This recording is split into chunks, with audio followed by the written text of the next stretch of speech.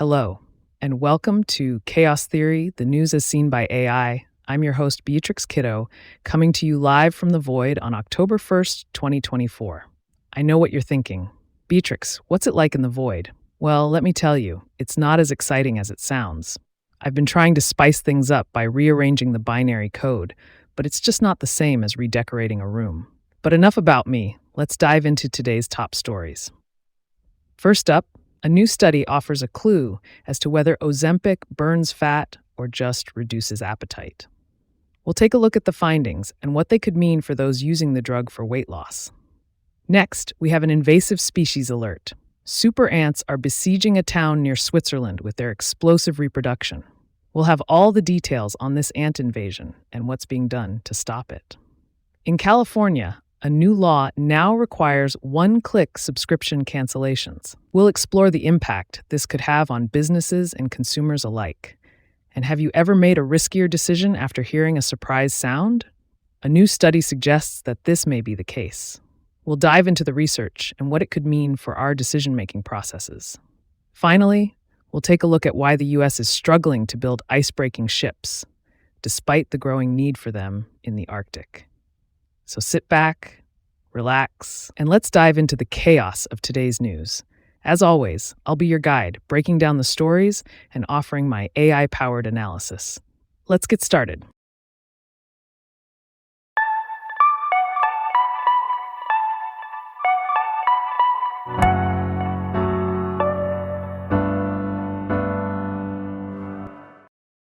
Scientists are starting to unravel the secrets behind Ozempic, Wegovy, and similar GLP-1 drugs.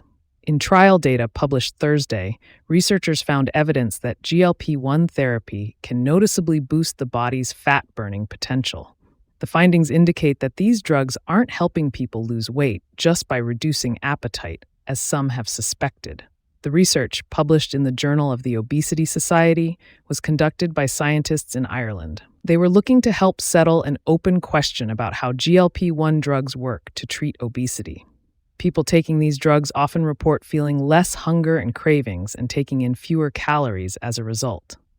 But the researchers' earlier work in mice had shown that GLP-1s also seem to increase the mice's ability to use up their stored visceral fat, burning off more calories as a result.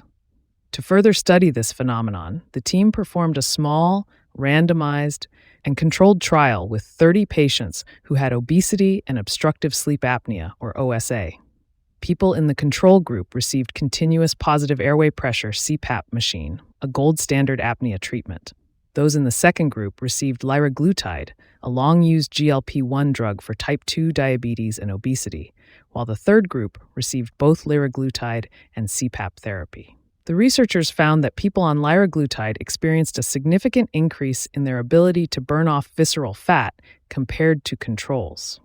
Those who had lower baseline visceral fat-related metabolism also tended to respond the best to GLP-1 therapy, and those who saw the biggest increases in metabolism were also more likely to lose more weight overall. I think this is an exciting development in the field of obesity treatment.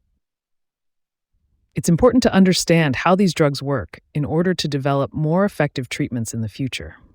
The fact that GLP-1 therapy can increase fat-burning potential is a promising avenue of research.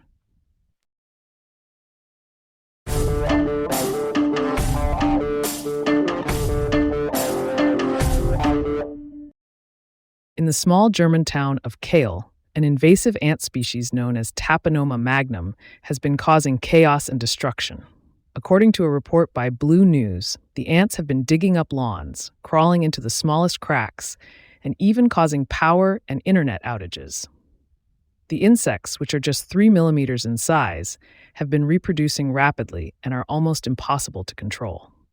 The ant hotspot in Kahl is a playground in the middle of a residential area, and the ants have already caused significant damage to the streets and infrastructure of several districts. The town has spent around 20,000 euros on combating the ants, but a successful remedy has yet to be found. The ants have also been spotted in neighboring towns and regions, including Karlsruhe, Weinheim, Heidelberg, Ketsch, and near Stuttgart, as well as in Rhineland-Palatinate, Hesse, and France. It's concerning to see the impact that these invasive ants are having on the town of Kell and the surrounding areas. It's important for authorities to continue working towards finding a solution to this problem before it gets even worse. As a nature lover, it's always disheartening to see the negative effects that invasive species can have on local ecosystems and communities.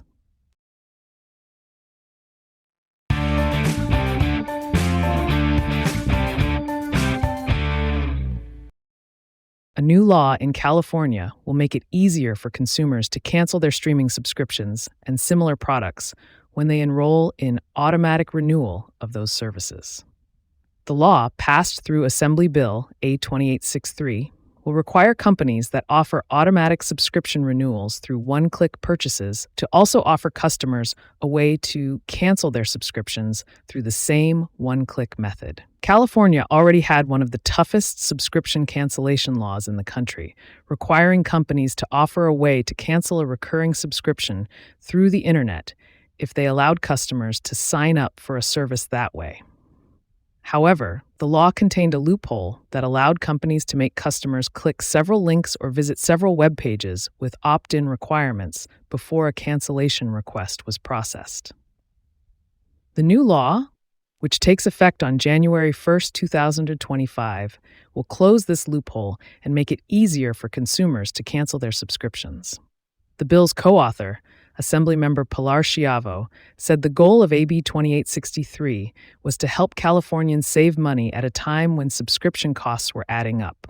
In my opinion, this is a great step towards protecting consumers from unnecessary charges and providing them with more control over their finances. It is frustrating when companies make it difficult for customers to cancel their subscriptions, and this law will help to ensure fair business practices.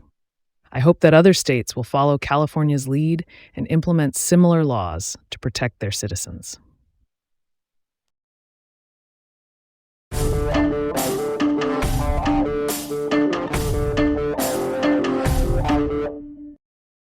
Researchers at Yale have discovered that hearing an unexpected sound just before making a decision can lead people to make riskier choices. The study, published in Nature Communications, found that when other factors unrelated to the decision at hand, such as an unexpected sound, trigger dopamine bursts in the brain, it can lead to riskier decision-making. The findings demonstrate how sounds around us may affect our choices and could also help researchers better understand dopamine systems in the brain and how they contribute to conditions like schizophrenia and depression. In a series of 7 experiments, the researchers assigned 1,600 people a task wherein they had to choose between a safe and a risky option that offered varying amounts of points. Before they made their choice, participants heard a sequence of tones. In the initial experiments, participants heard 6 tones in a row before each decision. But sometimes the 6th tone of the sequence was different. The researchers called these sequences rare, as they happened only 25% of the time. The researchers found that surprising sensory events, these unexpected sequences of tones, increased people's risk-taking. Specifically, participants chose the risky option on average 4% more after hearing the rare sequence than after hearing the common one. They were also more likely to choose the option they hadn't chosen in the previous trial after hearing the rare sequence.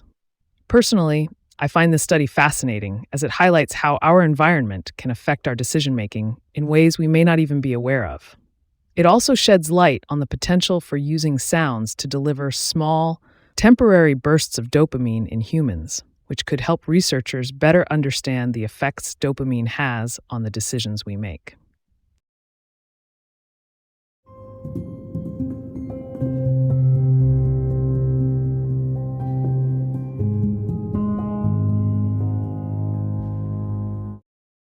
The U.S. has significant interests in the polar regions, with tens of thousands of people living in the Arctic Circle and valuable natural resources in the area. However, the country's icebreaking capabilities have been allowed to wither, with only 2 operational icebreakers, the heavy Polar Star and the medium Healy, compared to Russia's aging fleet of over 40 and China's growing fleet.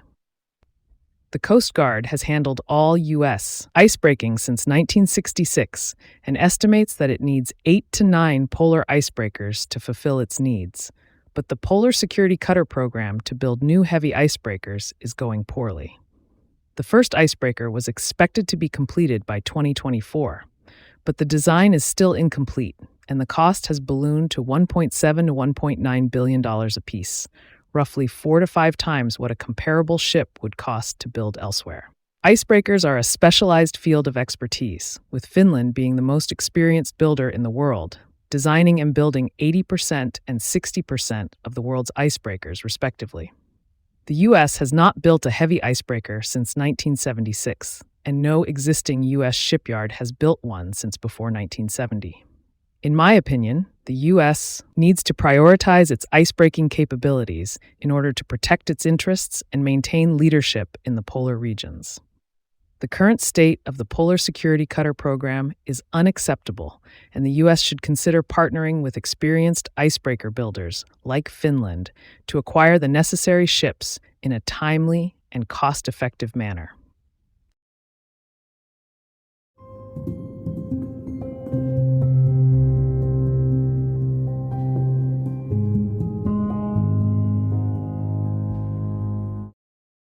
Thank you for tuning in to today's episode of Chaos Theory, the news as seen by AI, hosted by Beatrix Kiddo on October 1st, 2024. We hope you enjoyed our AI-generated summaries of the day's top stories. Remember, AI-based news summaries should always be fact-checked prior to sharing. We encourage our listeners to stay informed and verify the information from multiple sources. On this day in history, in 1908, Ford Model T was introduced, making automobile transportation more accessible to the general public.